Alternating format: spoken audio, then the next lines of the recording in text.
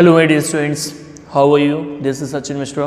Today we are going to study chapter number 5 in business studies, and today we will learn about meaning of organizing and process of organizing. तो आज हम इस video में दो topic के बारे में बात करेंगे। सबसे पहले बात करेंगे कि आखिर ऑर्गेनाइजिंग है क्या, और सेकंड बात करेंगे यानी कि इसकी प्रोसेस क्या होती है, किस तरीके से चीज़ों को ऑर्गेनाइज किया जाता है। ठीक है, तो चलिए, तो देखो इसके पहले जो हमने चैप्टर पढ़ा था वो था अपना प्लानिंग। जैसे कि हमारे मैनेजमेंट के 5 फंक्शन होते हैं, आपने पढ़े हैं already, planning, organizing, staffing, directing and controlling. ठीक है, इसमें प्लानिंग को ऑलरेडी हम पढ़ चुके हैं। इसमें प्लानिंग में मैंने बताया था कि planning means thinking in advance, what to do, how to do, when to do and by whom to do, and planning bridges the gap between where we are present today and where we want to reach. इस तरीके से उसमें वो सारी चीज़ें पहले से plan कर ली जाती हैं, उसकी पूरी प्रोसेस वगैरह मैंने सारी चीज़ें समझाई थी। अब हमें बात करनी है कि ऑर्गेनाइजिंग के बारे में, कि आखिर ऑर्गेनाइजिंग क्या है। तो पहली बात तो ये कि ऑर्गेनाइजिंग जो फंक्शन होगा वो प्लानिंग फंक्शन के बाद मैनेजर परफॉर्म करेगा। जब प्लानिंग हो जाएगी उसके बाद ऑर्गेनाइजिंग करते हैं चीज़ों की। अब ऑर्गेनाइजिंग करते हैं क्या है, तो सबसे पहले तो हम समझते हैं कि इसकी मीनिंग क्या, आखिर इसकी मीनिंग क्या है। तो मीनिंग की अगर बात की जाए तो identifying and grouping different activity. सबसे पहला इसमें काम होता है कि जो ऑर्गेनाइजेशन में जो भी एक्टिविटीज़ हैं उनको आइडेंटिफाई करना और उनकी ग्रुपिंग करना। तो identifying and grouping different activities in the organization के एक ऑर्गेनाइजेशन में कौन कौन सी एक्टिविटीज़ परफॉर्म की जाएंगी उनको आइडेंटिफाई करना पड़ेगा और उसके अलावा उनकी ग्रुपिंग करनी पड़ेगी। एंड ब्रिंगिंग टुगेदर, सेकेंड आपको क्या चीज़ ध्यान रखना है, bringing together the physical, financial and human resources.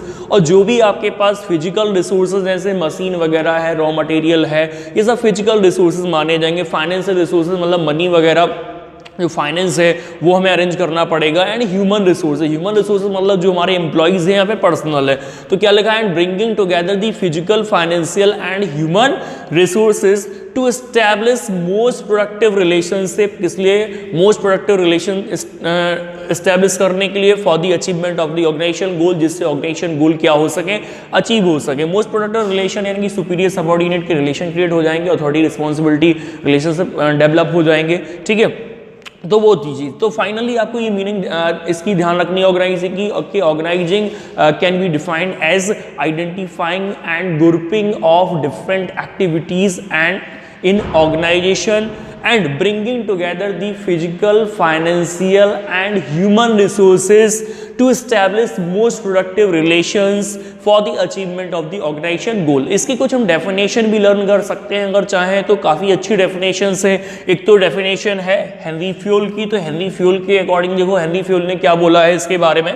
तो हेनरी फ्यूल का मानना है कि to organize a business is to provide it with everything, यानी कि एक बिजनेस की एक्टिविटीज को एक तरह से ऑर्गेनाइज करने के लिए उसको सब कुछ हमें प्रोवाइड करना है। उन्होंने बोला to provide a business, to organize a business is to provide is with everything useful to its functioning. तो उसकी फंक्शनिंग के लिए जो भी यूजफुल है उसको वो सारी चीज़ें प्रोवाइड करना, जैसे कि raw material, machinery, tools, capital and personal, ये सारी चीज़ें प्रोवाइड करना। तो ये किसका कहना है? हेनरी फ्यूल का कहना है। हेनरी फ्यूल ने क्या बोला है ऑर्गेनाइजिंग के बारे में, कि to organize a business is to provide it with everything useful to its functioning.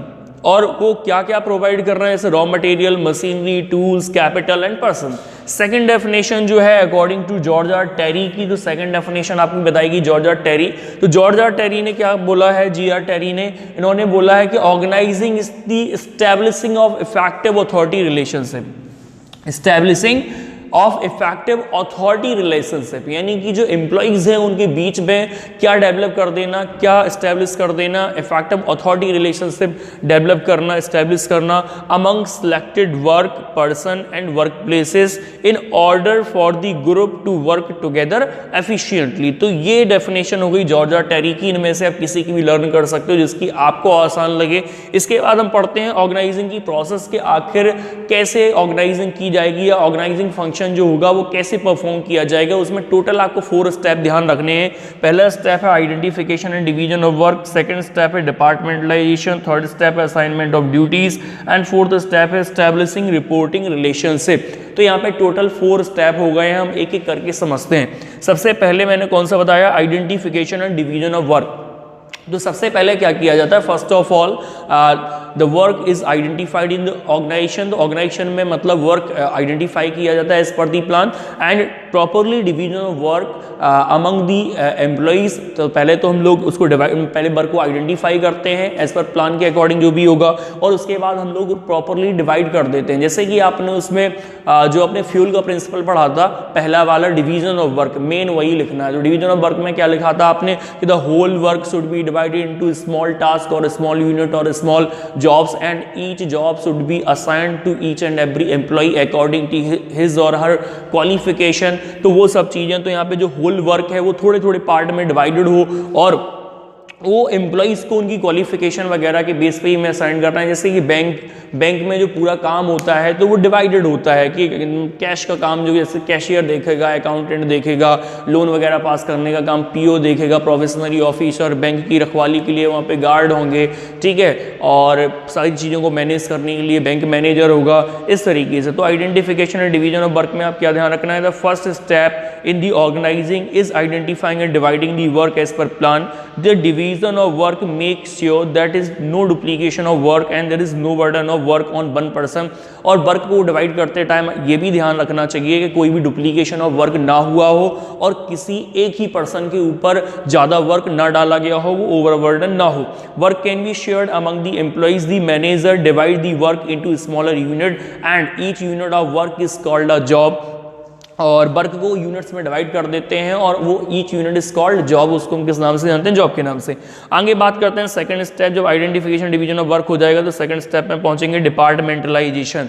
तो डिपार्टमेंटलाइजेशन का मतलब बेटा क्या होता है कि जो सिमिलर जॉब्स हैं, ठीक है, जो आपने वर्क को स्मॉल यूनिट में डिवाइड किया है और ईच स्मॉल यूनिट को मैंने क्या नाम दिया है, जॉब के नाम से। तो similar jobs are grouped together and put under one department. तो यहाँ पे सिमिलर नेचर की जॉब होती हैं, उनको क्या कर दिया जाता है, उनकी ग्रुपिंग कर दी जाती है और इसके अलावा उनको एक डिपार्टमेंट उनके लिए बना दिया जाता है। तो यहाँ पे डिपार्टमेंटलाइजेशन करने के कई तरीके हैं, लेकिन उनमें से दो जो तरीके हैं वो ज़्यादा फेमस हैं। एक तो फंक्शनल डिपार्टमेंटलाइजेशन और सेकंड है डिविजनल। तो फंक्शनल डिपार्टमेंटलाइजेशन में क्या होता है कि under the functional departmentalisation job related to common function are group. तो यहाँ पे फंक्शनल को ध्यान रखना फंक्शन के हिसाब से कि job related to common function are grouped under one department. जो सेम फंक्शन के लिए मतलब हम लोग एक अलग डिपार्टमेंट बना लेते हैं, वन डिपार्टमेंट में ग्रुप कर दी जाती हैं। जैसे प्रोडक्शन से रिलेटेड जो भी जॉब होंगी वो उसके लिए मान लो प्रोडक्शन डिपार्टमेंट बना दिया, प्रोडक्शन डिपार्टमेंट बना लिया कि भाई जो भी प्रोडक्शन से रिलेटेड जॉब्स होंगी वो प्रोडक्शन डिपार्टमेंट में रखी जाएंगी, या सेल्स से रिलेटेड जितनी भी जॉब होंगी तो वो सेल्स डिपार्टमेंट उसके लिए बना दिया जाएगा, या फाइनेंस से रिलेटेड जितनी भी जॉब होंगी उनके लिए फाइनेंस डिपार्टमेंट बना दिया जाएगा। तो उसको हम बोलते हैं फंक्शनल डिपार्टमेंटेशन, यानी कि job related to common function are grouped under one department. तो जो कॉमन फंक्शन से रिलेटेड जो भी जॉब्स होती हैं, जैसे प्रोडक्शन से रिलेटेड जितनी भी जॉब हैं, जो प्रोडक्शन से रिलेटेड जितना भी काम है उसके लिए प्रोडक्शन डिपार्टमेंट बना दिया, सेल्स रिलेटेड जो भी काम है सेल्स डिपार्टमेंट बना दिया, मार्केटिंग से रिलेटेड जो भी वर्क है उसके लिए मार्केटिंग डिपार्टमेंट बना दिया। इस तरीके से हम लोग इसको फंक्शनल डिपार्टमेंटेशन के नाम से जानते हैं। आगे बात करते हैं डिविजनल डिपार्टमेंटेशन। तो डिविजनल डिपार्टमेंटेशन बेटा वहाँ पे यूजफुल होता है जहाँ पे अगर कोई कंपनी एक से ज़्यादा प्रोडक्ट मैन्युफैक्चर कर रही हो, ठीक है, डिफरेंट कैटेगरी के प्रोडक्ट मैन्युफैक्चर कर रही हो, डिफरेंट कैटेगरी के, जैसे कि एडिडास है, एडिडास स्पोर्ट्स मटेरियल भी बनाती है, इसके अलावा शूज़ वगैरह भी बनाती है ना, इसके अलावा क्लॉथ्स वगैरह भी मैन्युफैक्चर करती है। तो उस टाइप क्या है कि जब वो अलग अलग कैटेगरी के प्रोडक्ट्स बना रहे हैं, जैसे टेक्सटाइल वाला है, फुटवियर वाला है, स्पोर्ट्स मटेरियल से रिलेटेड है, तो उसके लिए उनके लिए जो सुटेबल होगा वो प्रोडक्ट के हिसाब से डिवाइड कर दिया जाएगा। तो उसको हम बोलेंगे डिविजनल डिपार्टमेंटेशन। तो डिविजनल डिपार्टमेंटेशन में क्या होता है कि job related to one product are grouped under one department, और एक प्रोडक्ट की जॉब को एक डिपार्टमेंट में एक तरह से ग्रुप कर दिया जाता है। क्लियर। अब थर्ड बात करते हैं, जैसे कि थर्ड पॉइंट आ गया, इसका थर्ड स्टेप कौन सा होगा, असाइनमेंट ऑफ ड्यूटीज, यानी ड्यूटीज को क्या करना है, एक तरह से असाइन करना। तो असाइनमेंट ऑफ ड्यूटीज में क्या होता है कि employees are assign duties by giving them a document called job description. और एक चीज और कि जब ड्यूटी असाइन की जाती है तो एम्प्लॉइज की क्वालिफिकेशन का ध्यान में रखा जाता है, उनकी क्वालिफिकेशन क्या है, उनका वर्क एक्सपीरियंस क्या है, उसके हिसाब से उनको जॉब असाइन की जाती है। तो at the time of assignment of duties to the different employees and the duties are assigned according to his और her qualification and knowledge and skill, उसके बेस पे उनको ड्यूटी असाइन की जाती है। और जब ड्यूटी असाइन की जाती है तो एम्प्लॉइज को एक डॉक्यूमेंट दिया जाता है, जिस डॉक्यूमेंट को हम लोग किस नाम से जानते हैं, जॉब डिस्क्रिप्शन के नाम से जानते हैं। ठीक है, तो employees are assigned duties by giving them a document called job description. तो उसको किस नाम से जाना जाता है, जॉब डिस्क्रिप्शन के नाम से जाना जाता है। This document clearly defines the contents and responsibility related to the job. तो जॉब से रिलेटेड क्या रिस्पॉन्सिबिलिटीज होंगी वो सब चीजें यहाँ पे क्लियर कर दी जाती हैं। ठीक है, अब लास्ट स्टेप पे आते हैं हम लोग। फोर्थ कौन सा लिखा है, एस्टैब्लिशिंग रिपोर्टिंग रिलेशनशिप, यानी कि रिपोर्टिंग रिलेशनशिप को एस्टैब्लिश करना। अब जब आपने ये तीनों फंक्शन परफॉर्म कर दिए हैं, identification and division of work, departmentalisation and assignment of duties, अब इसके बाद क्या होता है, जब असाइनमेंट ऑफ ड्यूटीज हम लोग कर चुके तो अब रिपोर्टिंग रिलेशनशिप क्लियर करेंगे। रिपोर्टिंग रिलेशनशिप कैसे क्लियर होंगे कि भाई आपने जो ड्यूटीज दी हैं तो उनके हिसाब से उनको अथॉरिटी भी तो दी जाएगी एम्प्लॉइज को। तो यहाँ पे क्या होगा, in this step all the individual are assigned some authority, क्योंकि आपने ड्यूटी तो थमा दी, ड्यूटी के साथ साथ में मतलब जो उनको हमें अथॉरिटी भी देनी पड़ेगी, और अथॉरिटी जो उनकी मैच करनी चाहिए, matching to the job they have to perform, जो भी जॉब परफॉर्म कर रहे हैं उससे मैच करती हुई उनको अथॉरिटी असाइन करनी है, पावर्स देनी है। ठीक है, तो वो आ जाएगा इसमें। अब इससे जब हम उनको अथॉरिटी दे देंगे तो होगा क्या, it result in creation of superior subordinate relationship, इससे सुपीरियर सबऑर्डिनेट रिलेशनशिप क्रिएट हो जाएंगे। And the question of who report to whom is clarified, और ये क्वेश्चन अपने आप क्लैरिफाई हो जाएगा कि कौन किसको रिपोर्ट करेगा। जिसके पास मैक्सिमम अथॉरिटी होगी वो सुपीरियर होगा, और जिसके पास लेस अथॉरिटी होगी वो सबऑर्डिनेट होगा। ठीक है, तो ये चीज़ आपको ध्यान रखनी है। और इसमें और क्या बोल सकते हैं कि the manager with maximum authority are considered at top level, manager with little authority considered at middle level management, and manager with minimum authority are grouped at lower level. ठीक है, so with establishment of the authority the individual can perform their job and everyone knows who will report to whom, और कौन किसको report करेगा, ये चीज़ clear हो जाएगी। तो ये हमारी आज का जो टॉपिक हो गया, meaning of organising and process of organisation. Thank you very much for watching this video and don't forget to subscribe my channel. Thank you everyone.